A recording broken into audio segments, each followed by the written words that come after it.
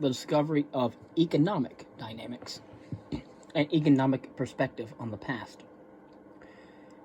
Human beings have always had to work to survive or to enjoy the world. They just as persistently, in order to survive, have disagreed among themselves as to whose back should be bent over the fields of toil and how the fruits of labor should be divided. Early reflections on the distribution of labor on economic matters, from Hammurabi to Aristotle to Thomas Aquinas, centered not on the mechanisms of economic activities, but on their moral aspects, such as equity and prices and wages. Then, after the year 1300, with the commercial revolution in its initial stages, the analysis of economic matters was gradually detached from its moral considerations. Calculations of cost and profit grew more precise, greed and selfishness became pardonable attitudes since they were socially useful, and machines enhanced production. Finally, those who studied economic matters began, however vaguely, to view the diverse economic activities of the world as components of self-contained systems with their own typical interrelationships between wages, prices, production, consumption, and trade that must be explored without constant recourse to moral questions. The first theoreticians of that kind, the mercantilists of the 17th and 18th centuries, stipulated as the highest goal of all economic activity the maximum wealth of a state, as measured in precious metal possession. They deduced from this assumption a whole system of appropriate economic policies, which were based on consciously formulated generalizations, thought to be valid for all states, on the beneficial effects of positive trade balances, manufacturing, colonies, and protectionism. Still, since the mercantilists always dealt with a specific country, they, however, remained aware of the unique conditions of each country, including that country's past. They were succeeded by the physiocrats, who accepted the 18th century concept of a timeless nature order and equated a country's economy with a circulatory system. In their system of agricultural and, to a lesser degree, mining products flowed into the economy were modified along the way into consumable products, while money as compensation flowed back to the original producers in order to complete the cycle. This one only look at the Columbian Exchange. This circulation system constituted the natural, that is, ideal order of any economy. If you look at the Columbian Exchange, we see how products from Europe were brought to Africa in trade for slaves, then brought to the Americas, trading in slaves for American goods, coming back to Europe. The history of past, for example, economic conditions held no value beyond giving examples of how the economic circulation worked or did not work, depending on the degree to which the positive man-made order adhered to the ideal natural order. The physiocratic view of the economy, describing the economy in circulatory as a circulatory system, as a self-contained system governed by universal and timeless mechanisms, influenced a man by the name of Adam Smith in his Inquiry into the Nature and Causes of the Wealth of Nations, published in the year 1776. He and classical economists of the 19th century were fascinated by the pure economic order regulated by supply and demand. Were the market's invisible hand to be given free play, mankind would use capital, labor, and land most efficiently, and a global division of labor and experience constant improvement in economic matters. Again, both Adam Smith's economic version of progress as well as Edmund Burke's invisible hand. Once more, little was left to history but to serve as a supplier of examples of how deviation from the natural order led to failure. Classic economic theory penetrated the continent and found adherents in France and also in Germany. But in the German area, it encountered a hostile intellectual climate, and in the mid-19th century evoked the first systematic reflections on economic matters in a historical vein, the so-called Old School of economic history. Its representatives opposed the classical economic model, in which isolated individuals acted solely according to selfish and unchanging economic motives which were divorced from religion, ethics, and politics, a view simplistic enough to permit timeless generalizations, even laws. The German opposition was strengthened by strong romantic notions of the collective as the indispensable framework of individuals. For the German economic historians, the goal of economic activities was not the greatest possible gratification of the desires of isolated individuals, but indeed the welfare of the whole Volk, or nation. Even a vast accumulation of individual wealth did not necessarily constitute collective prosperity. Hence, the proper study of the economic aspect of human life cannot be the analysis of timeless and universal mechanisms involving the selfish, isolated individualism, but that of the given situation in terms of the economic activities and institutions of a specific nation throughout history. Accordingly, most of the old school's economic history was descriptive. When its scholars proceeded to generalize, they did so on a problem close to their interest, economic development. Friedrich List had first recognized the industrial lag of the German area as the central problem and advocated educational tariffs as a remedy for it. He highlighted the new view that the English industrialization was no unique phenomenon, but simply a typical stage in all national economics. The search for such stages in Western economic development led Wilhelm Roscher to suggest a succession of typical economics, a hunting and fishing economy, livestock breeding, agriculture, a mix of agriculture and crafts, and finally a mix of agriculture, crafts, and commerce. Bruno Hildebrand saw a progress from a barter economy to a money economy to a credit economy. From bartering to monetary to credit. For him and Roscher, these laws of economic development were valid for all nations. Karl Knies, however, doubted that these types transcended the unique national framework and granted transnational comparisons only the status of analogies. As we look at Friedrich List, Wilhelm Roscher, and Bruno Hildebrand. And also the fact that industrialism happened, for example, since the time of ancient times when we had a division of labor. It wasn't until the 18th and 19th century that we start to see the industrial movement propagated and fueled by the mechanistic revolution. Karl Marx and his pan-economic historiography. In the rapidly industrializing West, as it was virtually inevitable that the increasingly keen and broadly shared interest in economic concerns could be translated into an economic interpretation of human life and history. But when Karl Marx made such an interpretation, he was motivated not by the general fascination with, even admiration for, industry and its undoubted benefits, but by a critical awareness of its shadowy side, the industrial laborer's sorrow, heartbreak, sweat, and toil in the emergent industrial society of the mid-19th century. Equally important, however, Marx's mind had been shaped by the Hegelian system of thought. It pushed him and his friend Friedrich Engels beyond the writing of critical tracts on what he saw as injustices and induced to create a theory based on economic forces, a grand theory which would not only explain all of history, but also deliver the tools for eventual human redemption from all injustice. His was a new type of prophetic history for a kingdom of God, except without God. Marx would use Hegel's thesis, antithesis, and synthesis system. Marx's world was a world of matter, of which the human world was merely the most complex segment. Again, Karl Marx also said that religion is the opium of the masses. And so neither God, nor progress, nor the absolute idea, nor any other metaphysical entity could explain that world. They all were mere creations of the human imaginations. In order to explain human phenomena and its conventions properly, one must study how people make a living, what goods that they produce, and how they produce it. Marx called these arrangements of productive forces the mode of production.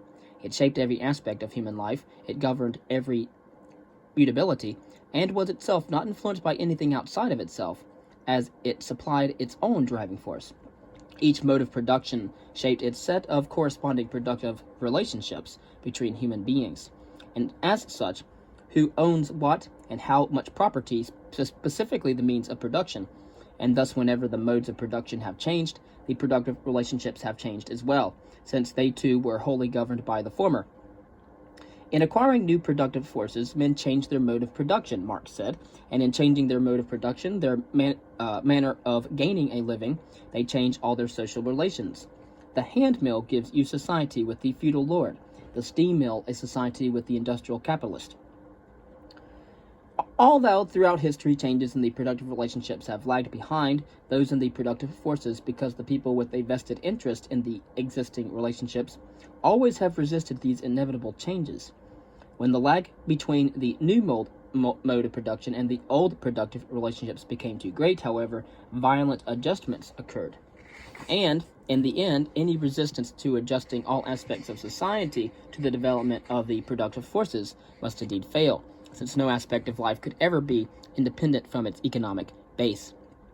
Karl Marx was especially eager to accuse of harboring illusions those who have viewed religion, ideas, art, or philosophy as dynamic forces which could bring about change, instead of seeing that these phenomena were simply mere reflections of productive relationships and had no value in and by themselves and had no strength to change anything whatsoever. They constituted a superstructure with no dynamics or strength other than the fact that which they derived from their economic base. Although Marx never clarified exactly how the superstructure and the basic mode of production were linked, all Marxist thought relied on that crucial relationship of dependence. Art, philosophy, political ideas, and religion, once they were defined as mere reflections of existing modes of production and their concomitant productive relationships, were by necessity tied closely to those people who uphold the status quo, or in other words, those who own the means of production and are called by Marx the exploiters, or the ruling class. Indeed, the whole superstructure represents a vast instrument of oppression directed against those who are struggling to change the productive relationships in accordance with the dictates of history, that is, to bring about changes in the mode of production. Looked at in this way, the state is not an ethical educator, the idealist view, or an arbiter in the interest of law and order, the liberal view, but the tool by which the exploiters hold the exploited in check. And religion refers not to a metaphysical reality, but to merely an illusion, illusions created and perpetrated in the interest of keeping the exploited servile. Religion, for Marx again, was the opiate of the people. The changes for originating the mode of production, although not influenced by any external force, were nevertheless not a matter of change, but followed inescapable patterns. Once a mode of production had been established, it completed its course, that is, it continued until all its productive potential was extremely exhausted. However, in the course of that development, every mode of production evoked forces antagonistic to itself. These, of course, were better tools or productive arrangements, from which a certain point on outdated the old mode of production. Or, as for example, when the windmill prepared the way for and eventually was replaced by the steam mill. These changes brought about corresponding changes, first in the productive relationships and then in the superstructure. We see that history is a continual movement of growth in productive forces, of destruction in the social forces, of formation of ideas. There is nothing immutable but the abstraction of the movement. Mors immortalis. Until, that is, Marx should have added, the ideal state of affairs is created. And so we see developments shaping the world in economic matters now from the first industrial revolution now into the fourth industrial revolution. Individual human beings were the agents of change, but they neither originated it nor determined its course, nor set its ultimate aim. They had no choice but to implement the changes prescribed by the logic of economic development. The actions of individuals were needed most for adjusting the productive relationships to the new modes of production, an endeavor that could not be completed without conflict, because the antagonistic economic interests are present in every society. This concept of an inevitable struggle within every established order, since every mode of production and the society based on it produced its own contradiction, owed much to Wilhelm Hegel's dialectic. But while in Hegelianism, the idea contested idea, in Marx's dialectical materialism, social class fought social class. Every mode of production created such classes, which were groups whose members held comparable positions in the productive relationships. Marx discerned in his time, among others, the classes of large landowners, quasi-feudal lords, free farmers, tenant farmers, merchants, and laborers. But in the class struggle of every age, all classes lined up on two warring sides, one affirming and the other negating the existing order. Of course, victory always went to those representing the next, higher form of production. And so far, according to Marx, there have been 4 periods, each within its own characteristic mode of production. We will discuss that at the very end. In 1848, Marx and Engels foresaw the imminent collapse of capitalism and proclaimed their convictions in what is titled the Communist Manifesto. Although disappointed in that hope, they continued to present their arguments in many subsequent works.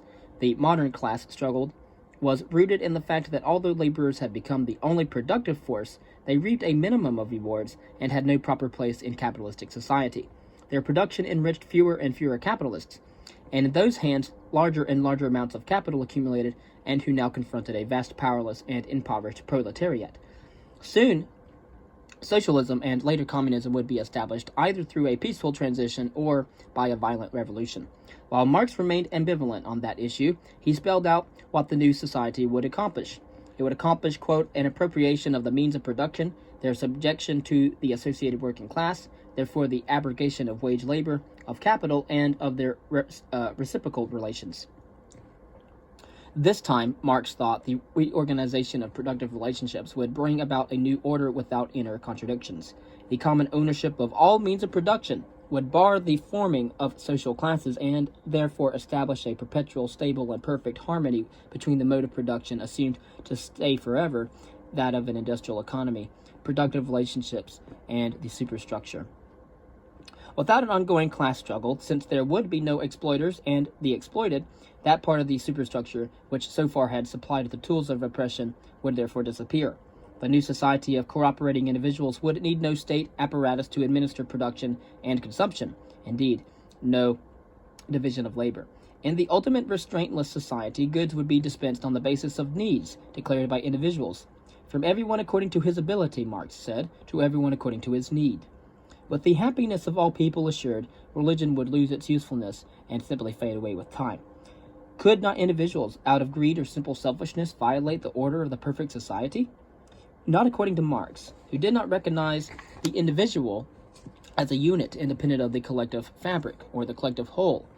Individuals represent no more than points of intersection of social relations. Once these relations would reflect the new social reality, a reality that would logically exclude greed and selfishness, individuals must then automatically demonstrate a new being as well. Only cooperative behavior in this society could occur in the new society. Old history, with its tales of wars, dynasties, treaties, and economic exploitation, would therefore end.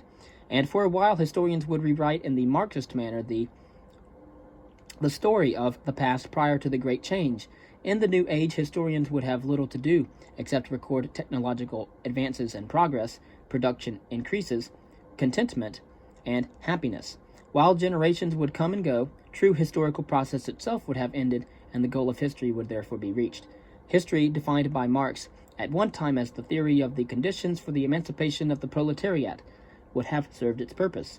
Humans would be eternally free, peaceful, and happy, or, at least expressed in other terms, human alienation would be ended, and the passage of time would have lost its decisive importance. And so in the four historical modes of production by Karl Marx throughout time, we see direct and indirect characteristics. The first being primitive communism. For example, no private property and means of production. We have communal property. It's characterized by communal property, society organized in large family groups, upper stage of barbarism, and the dawn of civilization, as well as cooperative order. And so that would be the bridge between non-civilization or pre-civilization and civilization. Then we have the first great change with ancient slavery, and it is based on slavery in the ancient world, manufacture as well as rise of merchant classes, the dissolution of communal ties, and a stigma on labor, as was seen in a lot of ancient cultural context and cultures and civilizations. Then we move to a feudalistic world in medieval feudalism in the medieval ages, where private property is in the means of production, where you have small handicraft and farming as the mode of production. You have manors and guilds. You have gradually, however, money economy erodes order, and so we have introduction of a money market economy. Then we have the rise of capitalism, which discoveries and the impact of cities and industry as well as capital is a characteristic, as well as the economy with wage earners, labor, and a commodity. And then from that, great antagonism between the capitalist and the proletariat arises. And then we have the second great change. And so the first great change was from primitive communism to ancient slavery. Then we have from ancient slavery, medieval feudalism, and capitalism. Then we have a second great change from capitalism to a socialist and communist world, where no private property is the means of production, the stage which harbors no contradictions within itself, and hence will last forever.